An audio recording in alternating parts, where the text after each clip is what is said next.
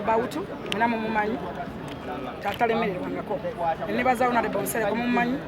nebaza Nahabwe Precious Erigoni Company nebaza Honorable Basalirwa nebaza Makdus Kabega bonna nayogerako nabo promising okuba abantu bajja kusobola kuyamba Haji naye nebaza nnyo media ba YouTubers, TikTokers and TVs ezenjawulo lwansonga nti ensi yasobola okutegeera Haji nga nvuddeyo mukuviirayo ddala nebaza nnyo omwami gwe bayita Godfather bwe navaayo na backing wa Godfather ng'ensi yonna eri mu kuchallenginga Haji naye Godfather simanyi oba waali ono Godfather yafumintiriza akati musajja munonyi agenda okwogera statement ng'alina ensonga wakyajogerako ensi yonna nga tebelievingira mu Haji accordingly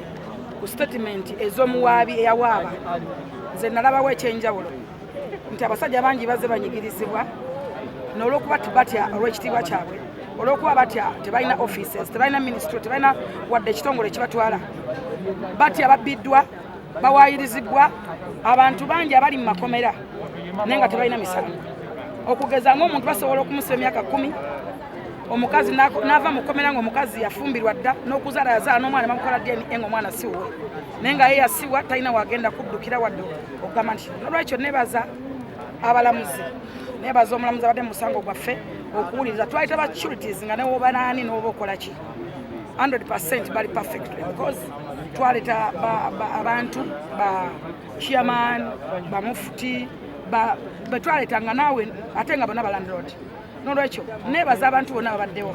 abali mu Uganda ne bweru w'eggwanga ng'abaddewo ku lwa Haji ate nga baliwo ku lw'amazima ffe tugenda kusigala nga tuyimidde ku mazima and try to setting a coincidence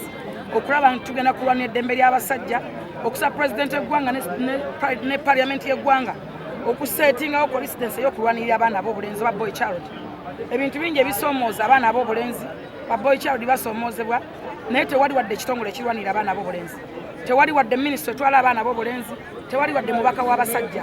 n'olwekyo tusetinze coincidence tugenda koma ku Haji yekka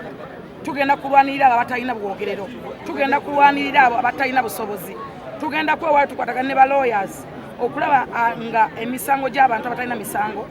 mukama bayamba babeere ebweru bawoleze nga bava bweru ekyokubiri nsaba pulezidenti w'eggwanga atunule mu nsonga eno olwansonga pulezidenti w'eggwanga atunule mu nsonga eno nene nnyo olw'ensonga nti abantu bangi basiddwa nga tebalina musango ate emisango gino gye babateekako gibeera miwavu right now we tugamba kuwoza bawoza misango gya 2020 n'olwekyo wangi tugende ebweru wali wabweru